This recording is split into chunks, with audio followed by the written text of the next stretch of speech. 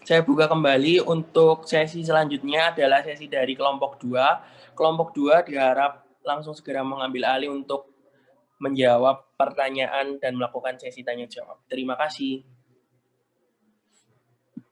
Baik, Vicky, terima kasih.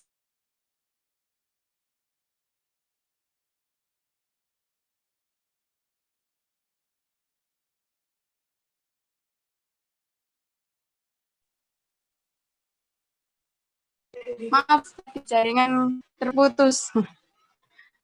Ya, baik. Saya ingatkan sekali lagi kepada penanya, ketika bertanya harap menyebutkan nama dan NIM agar bisa jelas nantinya. Terima kasih. Terima kasih Vicky atas waktu tepatnya. Saya perwakilan dari kelompok 2 akan membuka sesi tanya jawab.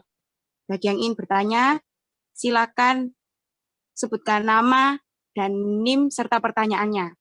Kita akan langsung menjawabnya. Terima kasih. Bagi yang bertanya, silakan open mic.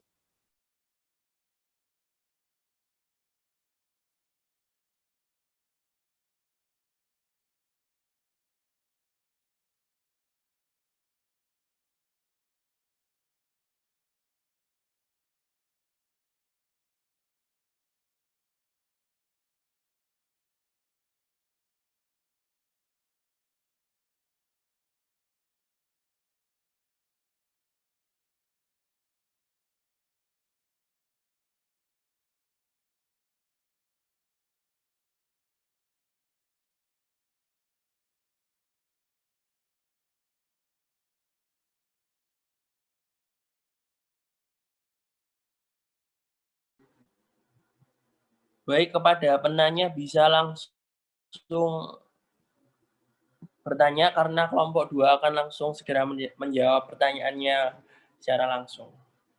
Untuk menyingkat waktu juga bisa dipercepat. Terima kasih. Saya izin bertanya. Saya Rani Kusuma Safitri dari kelompok 10 dengan NIM 048 ingin bertanya. Di PPT kalian dijelaskan bahwa intoleransi adalah suatu paham di mana seseorang atau kelompok yang tidak mau menerima perbedaan yang ada dalam diri orang lain atau kelompok lain.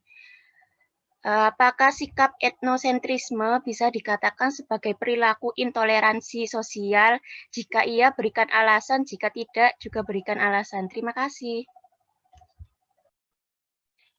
Tes, apakah saya terdengar jelas? Saya akan menjawab pertanyaan dari Rani Kusuma, kelompok 10. Nah, kalau menurut saya, etnosentrisme itu bisa dikatakan sebagai intoleransi sosial.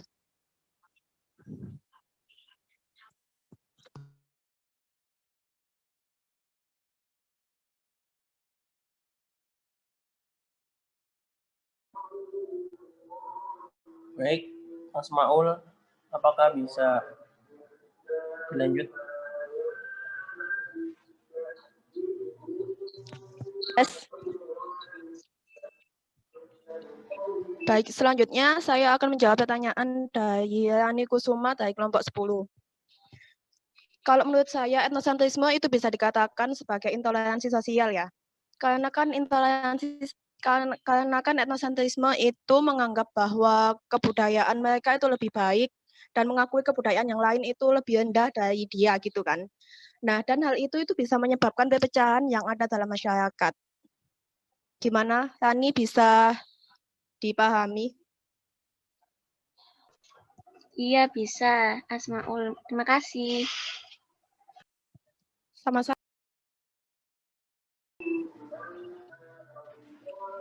Baik, kepada penanya selanjutnya, Saya bisa izin bertanya. langsung bertanya. Oke.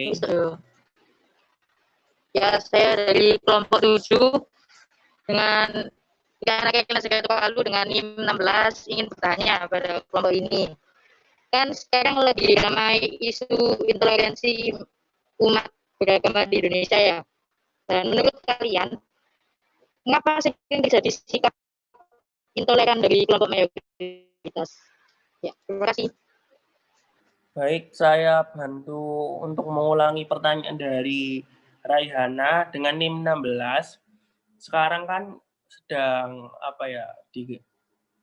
tentang intoleransi umat beragama. Bagaimana atau mengapa sih kaum mayoritas itu biasanya lebih melakukan intoleransi beragama? Apakah seperti itu, Karen? Ya, betul. Ya. Bisa langsung dijawab kelompok 2.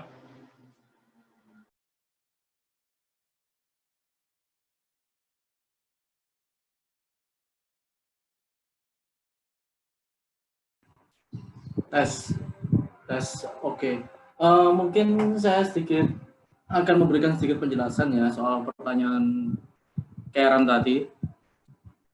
Intoleransi sendiri itu kan artinya merupakan kondisi di mana suatu kelompok seperti masyarakat, kelompok agama, dan kelompok non-agama yang secara spesifik menolak untuk menoleransi praktik-praktik para penganut atau kepercayaan yang berlandaskan agama. Nah, penyebabnya bisa berupa menolak untuk menghormati agama lain, perbedaan, dan mungkin untuk di mayoritas sendiri bisa saja terjadi perbedaan pendapat, kedudukan, atau kekuasaan. Mungkin itu aja, kalau salah mohon dikoreksi. Bisa dipahami?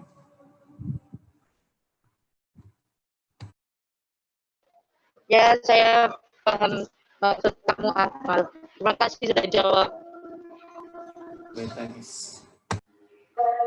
Baik, kita dilanjut untuk penanya selanjutnya, silakan. Saya izin bertanya.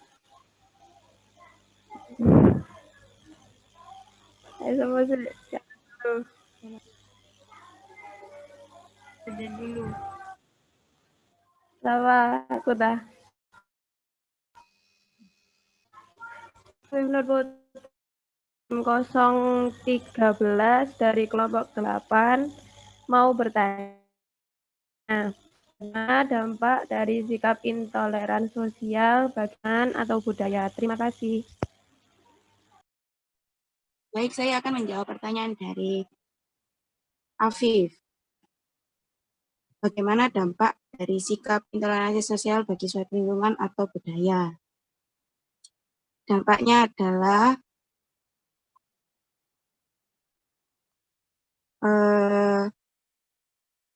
berakibat dapat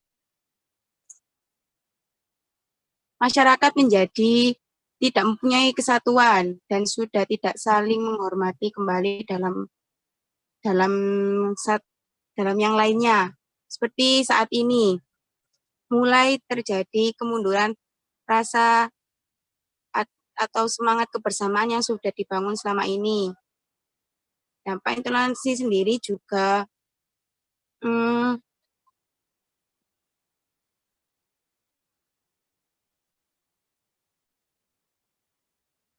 menjadikan terkikisnya kehidupan yang nyaman. Dalam artian, dampak intoleransi ini berakibat sekali terhadap budaya karena dapat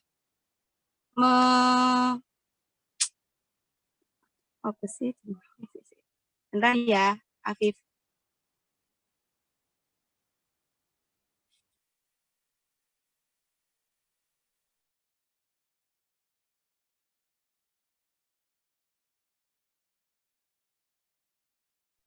Dapat terjadi kekerasan antara satu sama lain. Apakah sudah difahami atau kurang jelas? Sudah sih, paham. Makasih. Oke, sama-sama. Silakan pertanyaan selanjutnya. Izin bertanya, saya Mediska Eka Putri dari kelompok 9. Pertanyaannya, faktor apa saja yang menyebabkan terjadinya intoleransi sosial? Terima kasih. Saya akan menjawab pertanyaan dari Mediska Eka Putri. Faktor yang menyebabkan intoleransi sosial adalah yang pertama adalah faktor dunia pendidikan, karena berdasarkan pengamatan selama ini dimulai dari tingkat pendidikan paling dasar yaitu PAUD sampai perguruan tinggi. Kedua adalah faktor ketidakadilan pada ekonomi. Yang ketiga adalah faktor proses hukum yang banyak peraturan perundangan yang masih belum mengimplementasikan semangat keberagaman. Apakah sudah cukup jelas, Megiska? Sudah jelas, makasih Gio. Oke, bisa dilanjut untuk penanya selanjutnya. Untuk meningkat Saya waktu izin juga. bertanya. Saya Mulia Rahmatillah, NIM 015 dari kelompok 1. Bagaimana pendapat Anda tentang berintoleransi sosial di masyarakat? Terima kasih.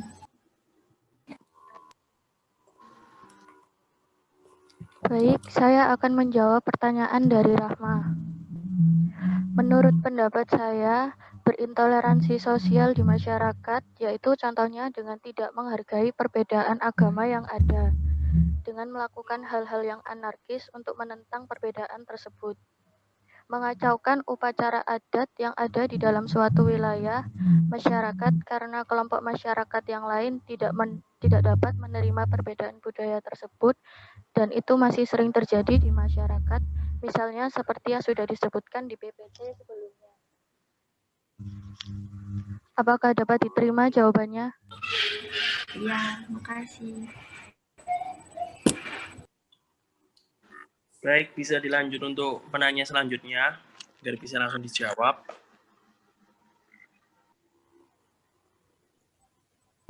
Saya izin bertanya.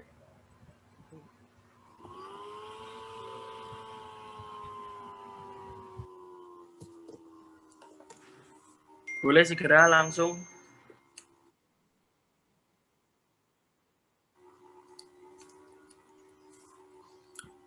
Ya, saya Muhammad Zaki, perwakilan dari kelompok 5 dengan NIM 04. Apakah ada cara lain dalam mengidentifikasi sikap intoleransi seseorang selain dengan metode structural equation modeling? Jika ada, sebutkan dan jelaskan bagaimana cara pengidentifikasiannya. Tes. Oke, sebelumnya mungkin saya akan menjelaskan ya dengan logika saja karena saya belum tahu seperti ini. Untuk mengidentifikasi sikap intoleransi selain menggunakan metode SEM tadi, itu bisa dilakukan berbagai hal, yaitu satu, analisis diagnostik. Mungkin ini adalah analisa biasa, kita diharuskan menganalisis biasa tanpa menggunakan SEM itu tadi bisa. Dan metode ini menggunakan keadaan si orang yang diduga punya sikap intoleransi tersebut. Dan yang kedua, metode pemantauan adalah kita memantau atau mengawasi individu yang intoleransi ini dan kita melakukan research atau meneliti dan menanyakan kenapa dia bersikap seperti itu. Kurang lebihnya cuma itu saja. Jadi kalau salah tolong dikoreksi. Terima kasih. Baik, saya kembalikan lagi kepada penanya, bagaimana? Ya, terima kasih. Sudah jelas. Baik, bisa dilanjutkan untuk penanya selanjutnya. Saya ingin bertanya, saya Alifatus Mariska, NIM 051 dari kelompok 6. Dari hasil analisis structural equation modeling atau yang disingkat dengan SEM, faktor yang berpengaruh sebagian besar adalah masalah yang terbentuk dari banyak orang atau organisasi. Bagaimana upaya kalian sebagai mahasiswa untuk menghilangkan sikap intoleransi fanatisme agama yang banyak terjadi di masyarakat? Terima kasih.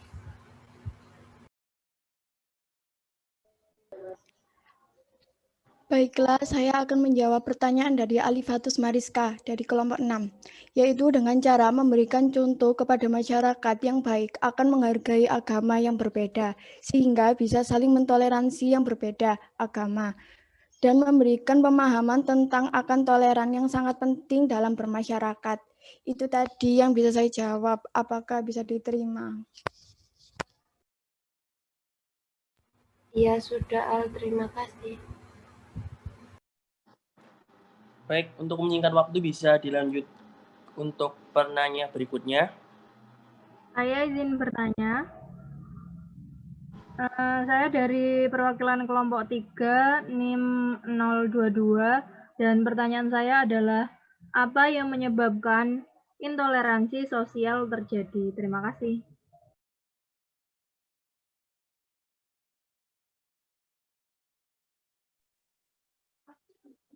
Tes. Baik, saya akan menjawab pertanyaan dari Teresa tentang penyebab adanya intoleransi sosial. Yang pertama adalah untuk saat ini intoleransi sosial kerap terjadi karena adanya fanatisme agama, ketidakpercayaan terhadap agama dan etnis lain, sekularisme, perasaan terancam, dan media sosial.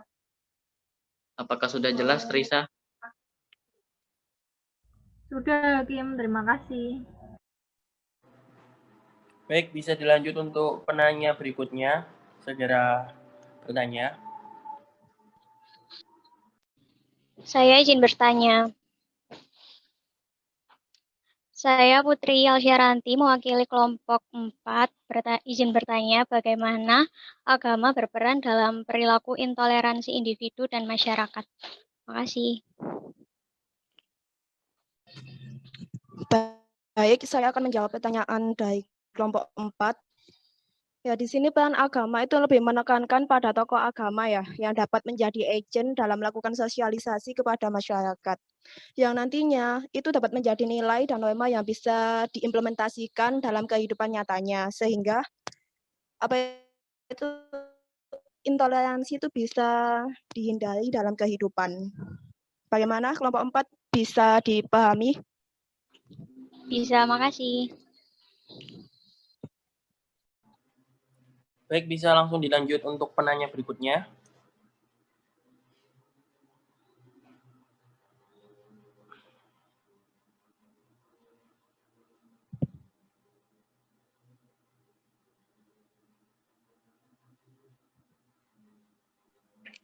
Dari kelompok 9 belum kelihatannya. Kelompok 9 bisa langsung bertanya.